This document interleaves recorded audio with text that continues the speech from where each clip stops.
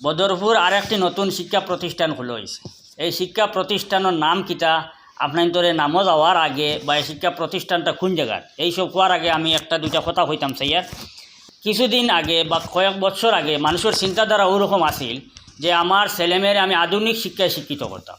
এর আগের যে সময়টা আসিল বেশিরভাগ আসিল কিতা মানে স্কুলি পড়া যে এটা আসিল লগে মানে মসজিদি পড়াটা সহজ আসিল, আর স্কুলের পড়া শুরু হইতো 10টা 11টার সময়, আর তখন মসজিদও যাওয়ার সুযোগ পাইতা। যখন সরকারে নিয়ম করছে একদম ভোরবেলা থেকে পড়া, তখন দেখা যায় কি তা মসজিদি পড়াটা মাইর খাই গেছে।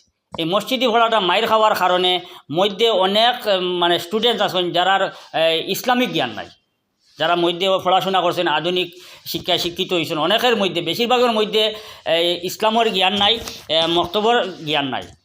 এই কথা চিন্তা করিয়া এই নতুন যে শিক্ষা প্রতিষ্ঠান বদরপুর খোলা হয়েছে তাই ও কথা চিন্তা করছেন যে শুধু আধুনিক শিক্ষায় শিক্ষিত করলে তো হইতো না, এটার মধ্যে দিন থাকা লাগবো। আর এখনকার অনেক মা বাবা আমরা পাইছি যারার মধ্যে চিন্তাটা ঢুকে গেছে যে আমার ছেলেটা খালি আধুনিক শিক্ষায় শিক্ষিত হইলে হইতো না, আমার ছেলের মধ্যে দিন থাকা লাগবো, দুনিয়া আখেরা সব কিছু থাকা লাগবো, ইসলামের জ্ঞান তার মাঝে থাকা লাগবো। ইসলামের জ্ঞান যদি তার মধ্যে থাকে না তে একজন পরিপূর্ণ শিক্ষিত হইতে পারতো না।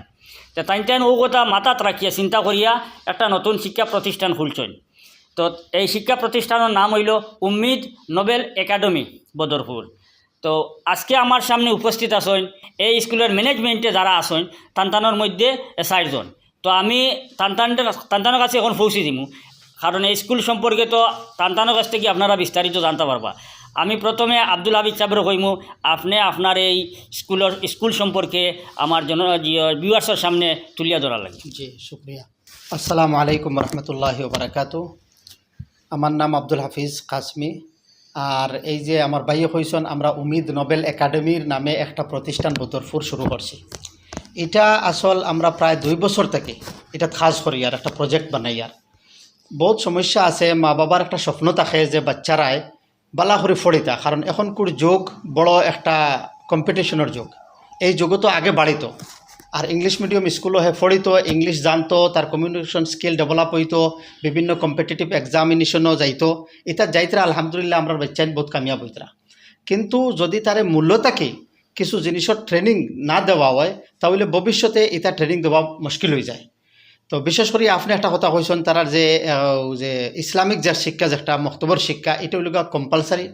তো আমরা আলহামদুলিল্লাহ স্কুলটে ওরকম ডিজাইন করছি আমরা প্রজেক্টটা, যে বাচ্চারায় ইনশাল্লাহ মূল্য থাকে একবারে স্ট্রেস ফ্রি, হে কোনো যাতে গবরাইতো নাই, ডরাইতো নাই, একবারে প্লেফুল আন্দাজে হে ইনশাল্লাহ সকাল থেকে লইয়া বিকাল পর্যন্ত রুটিন মোতাবেক চললে তার এই যে মক্তবর যে শিক্ষা যেগু এটাও ইনশাল্লাহ কমপ্লিট হইব।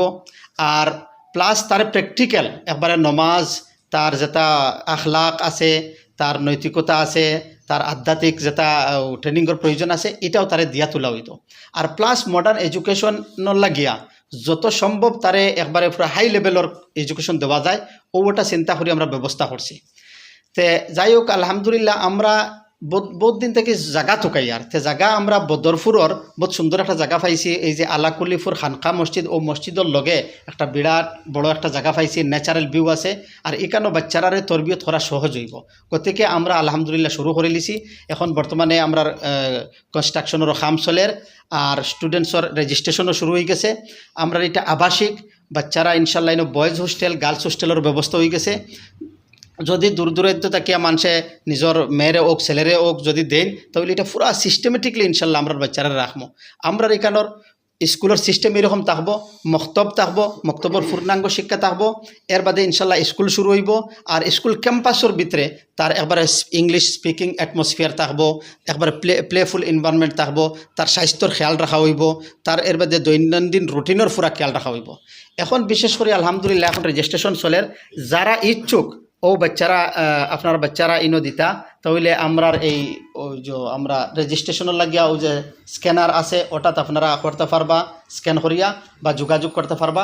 আমরা সামনে একটা স্কলারশিপ এক্সাম রাখছি, এই এক্সামও বাচ্চারা অ্যাডমিশন কাম স্কলারশিপ, যা যে কোনো স্কুলের বাচ্চা হোক হে আইয়া স্কলারশিপও অ্যাপিয়ার হইতে পারবো। যদি ভালো পারফর্ম করে তারে ইনশাল্লাহ বড় একটা উপহার থাকবো। আর ও ব্যাপারে স্কলারশিপের ব্যাপারে আমার ও ভাই মনসুর আহমদ ভাইয়া কিচ্ছু কইবা। Myself, Mansoor Chaudhary, management of the Ummid Academy. So this is the first time in Barakbeli we started the new journey, that is Ummid Nobel Academy, Badarpur. That we are starting. It is run by Maulana Abdul Jalil Chaudhary Foundation. We are thinking last 1 year we were thinking that will start a new journey. Then finally we have started this Ummid Nobel Academy. So our Hafiz Sahab has already discussed about detail. Now I'll just tell about the scholarship exam. So we are starting the scholarship exam on the 8th February. Admission cum scholarship. That is first prize will be, there are two sections. One is group A and group B. 1 to 4 is in group A and group B is 5 to 8. First prize will be 7,000, second prize 5,000 and third prize will be 3,000. In the group B section also same like this, but it is little difference. First prize 8,000, second prize 6,000 and third prize 4,000. Now it comes to the subject. There are 5 subjects will be included, and these subjects are English, Maths, Science and Islamic Studies and General Knowledge. By this, I request all the guardians, those who are likely to give the child in the Ummid Academy for the scholarship, come admission test. I like to request to come and visit our the school. Thank you everybody. Umid Nobel academy যেটার journey শুরু হতে যাচ্ছে সেটার সাথে একটা হিফজ শাখা থাকবে। সেই হিফজ শাখায় কিভাবে কোরআন শরীফ শুদ্ধভাবে হিফজ করা যায় সে ব্যাপারে অভিজ্ঞ শিক্ষক দ্বারা শিক্ষাদান করা হবে এবং সিটগুলা একবার লিমিটেড থাকবে। লিমিটেড সিটের মধ্যে যাতে যারাও বাচ্চা থাকে না এখানে পরবর্তী জার্নি, যেহেতু ওদের পরবর্তী জীবন আরও উজ্জ্বল হয়, কোরআন হিফজ করার সাথে সাথে বাকি যে এডুকেশন রয়েছে সেগুলো ওদের সাথে সাথে দেওয়া হবে। আপনারা শুনছেন, আমিও আপনাদের সঙ্গে শুনছি। আমার খুব বেশি ভাল লাগছে তানতানোর এখান থেকে। আমি তো আগে অতটুকু জানতাম না, এখন শুনিয়া জানলাম এইখানে হিফজেরও ব্যবস্থা আছে।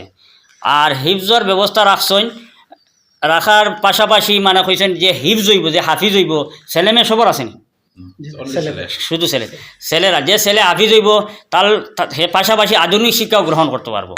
তো এইরকম একটা বালা সুবিধা হওয়া এটা বহুত বড় কথা। কিন্তু আমরা তো সাধারণত দেখি যে হাফিজা বকল লইছেন, হাফিজা হওয়ার পরে যখন হাফিজ কমপ্লিট হয় তখন অন্য এক মাদ্রাসাত বা স্কুলে গিয়ে আবার ভর্তি হওয়ার পরে হে অনেক পিছনে পড়ে যায়, দেখে মানে দুনিয়ার বেলায় দেখে অনেক পিছনে পড়ে গেছে। কিন্তু এই জায়গাত গিয়ে এই স্কুলে গিয়ে যদি হাফিজি কমপ্লিট করে তে হে পিছনে পড়েন না, আধুনিক শিক্ষাটাও তার লগই আগে দিয়ে যাইব। হে যখন হাফিজি কমপ্লিট করবো তখন হে পিছিয়ে থাকতো না, হে সামনেও থাকবো। সাধারণত আপনারা যখন হাফিজা বকল পিছিয়ে পড়ে যায়, আর অনেক হাফিজা বকল কিতা করেন পরে হাফিজি পর্যন্ত থাকি যায়, এর উর্ধে যাইতে পারেন না। এরকম অসংখ্য হাফিজা বকল আছেন যেগুলোটা শুধু হাফিজি আছে, কোরআন শরীফ ওখান আছে, আর জেনারেল কোনো নলেজ নাই, জেনারেল কোনো মানে জ্ঞান নাই। তো এইখানেও আপনার এই সাইডটা কমপ্লিট আছে। অনেকের ইচ্ছা থাকে ছেলেমেয়েরা হাফিজ বানায়, ছেলেরে হাফিজ বানাইবার। তো আপনারা যারা ইচ্ছা আছে আপনার ছেলেরে হাফিজ বানাইতা এবং দুনিয়াদারি শিক্ষাও দিতা, আপনারা এই আমরা এই ভিডিওর মধ্যে নিচে নম্বর কয়েকটা 2-3টা নম্বর থাকবো, এই নম্বরগুলোতে আপনারা কন্ট্যাক্ট করতে পারবা।